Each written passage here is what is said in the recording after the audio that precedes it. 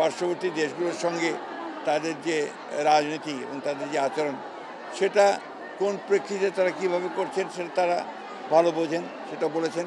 কিন্তু দুর্ভাগ্যজনকভাবে আমরা দেখতে পাচ্ছি শুধু বাংলাদেশ নয়, পার্শ্ববর্তী দেশগুলোর সঙ্গেও ভারতের সম্পর্ক খুব ভালো যাচ্ছে না। এটা অন্যতম প্রধান কারণ আমার কাছে যেটা মনে হয় যে ভারত সবসময় একটা প্রভুত্ব একটা রাজনীতি তারা এই দেশগুলোর সঙ্গে করে, পার্শ্ববর্তী দেশগুলোর সঙ্গে করেছে, যেটা ভারতের জন্য শুভ বয়ে আনবে না, পার্শ্ববর্তী দেশগুলোর জন্য শুভ বয়ে আনবে না।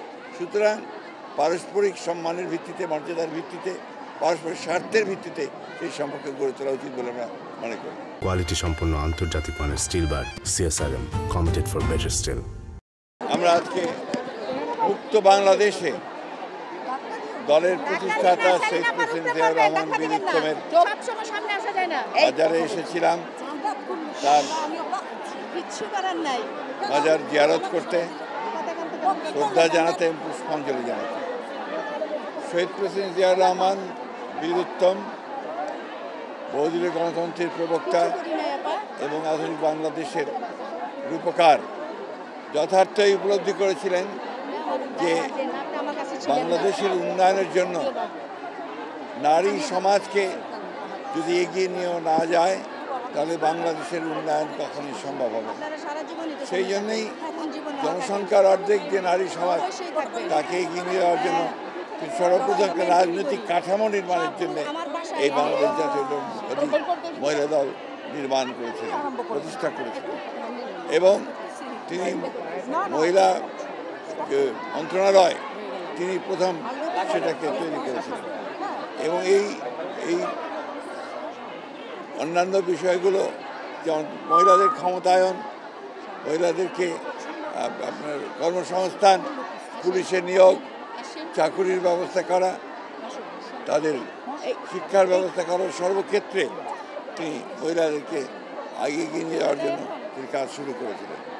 অন্যদিকে পরবর্তীকালে দেশনেত্রী বেগম খালেদা জিয়া মেয়েদের লেখাপড়ার জন্য ক্লাস 12 পর্যন্ত অবৈতনিক শিক্ষা ব্যবস্থা চালু করে তিনি একটা যুগান্তকারী পদক্ষেপ নিয়েছিলেন। আজকে প্রায় দীর্ঘ 16 বছর ফ্যাসিবাদী আওয়ামী শাসনের হাত থেকে ছাত্র জনতার আন্দোলন মাধ্যমে আজকে দেশ মুক্ত হয়েছে।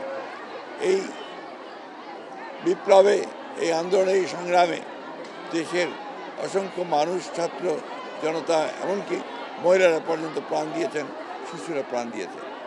আমরা মহিলাদের যে অবদান এই গণতন্ত্রের পুনরুদ্ধারের সংগ্রামে সেটাকে আমরা কখনোই অস্বীকার করতে পারব না। আজকে বাংলাদেশ জাতীয় মহিলা দল তাদের প্রতিষ্ঠা বার্ষিকীতে এই শপথ নিয়েছে যে স্বাধীনতা অর্জন করা হয়েছে সেই স্বাধীনতাকে সুসংহত করবার জন্যে, গণতন্ত্রকে পুনরুদ্ধার করবার জন্যে এবং দেশে আইনের শাসন, জনগণের শাসন প্রতিষ্ঠা করবার জন্য তাদের সংগ্রামকে অব্যাহত রাখবে।